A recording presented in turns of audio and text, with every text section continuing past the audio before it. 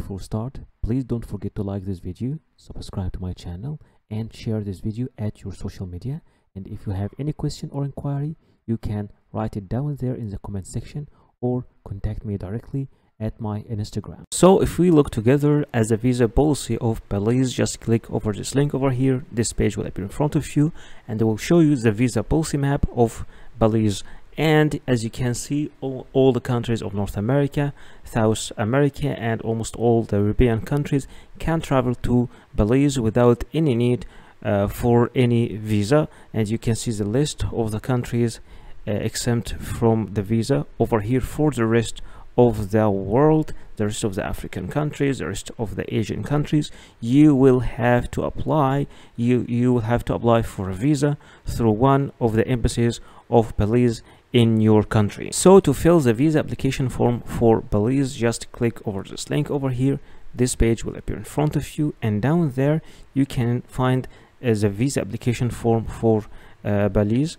Just click visa application form, and this is a visa application form over here. You will have first to download it and to print it and then to fill it manually. And don't forget to write your signature and the date, and you will have to attach it along with all the required documents that we will be speaking about in the end of this video, and submit it to one of the embassies or consulates of Belize in your country. You can see over here a list of the embassies and high commissions of Belize, and down there a list of the consulates of Belize all over the world. And remember, if your country is not included over here, then you will have to apply through the nearest country where the embassy of Belize exists.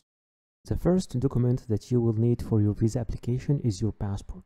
Make sure that your passport is valid at least for 6 months, and at least 2 pages are empty for stamps, and your photo and your details in your passport are clear. You will need also photocopies of your passport. At least make sure you have 3 photocopies. Sometimes they require only a photocopy of the data pages, but sometimes you will need also to photocopy the stamps pages and the other visas you have in your passport. You will also need to submit personal pictures. Make sure that your picture is new, not older than 6 months, with a white background unless the embassy or the visa office tell you something else, and with clear face details. You will also need a visa application form. This visa application form could be filled and submitted online. Other visa application form could be filled on computer, then printed and signed, and other visa application form need to be filled manually. All depend on your destination and the type of the visa you're applying for. You will also need to submit a proof of status.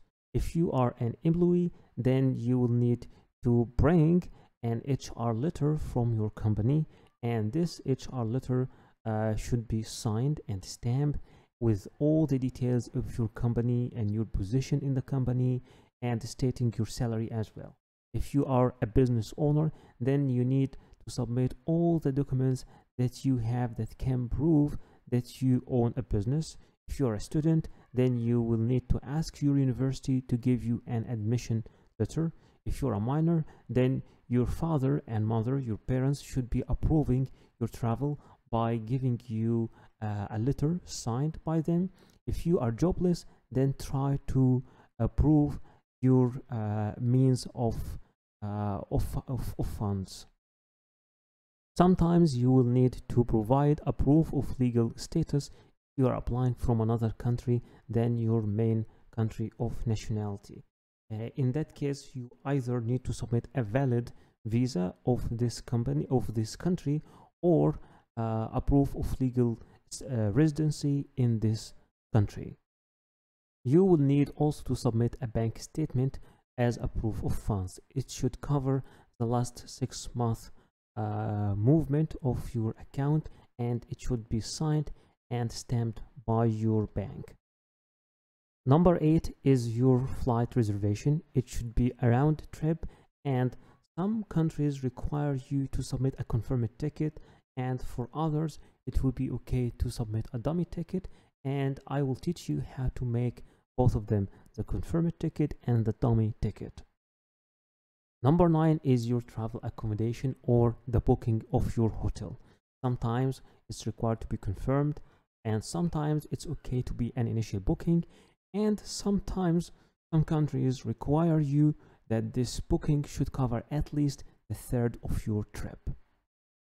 Number 10 is your travel insurance, and remember, it's not always necessary, and it should be made from a verified platform or office acknowledged by the country you are traveling to, and it should cover your whole trip. And sometimes it's required to submit a travel insurance that covers a year, and it's minimal.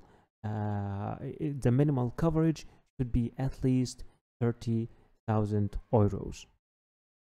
Remember that before applying for the visa, you will need to contact the embassy or the application office and ask them about if there is any change in their documents, or if there is any special documents required from you, because sometimes documents are different from a country to another.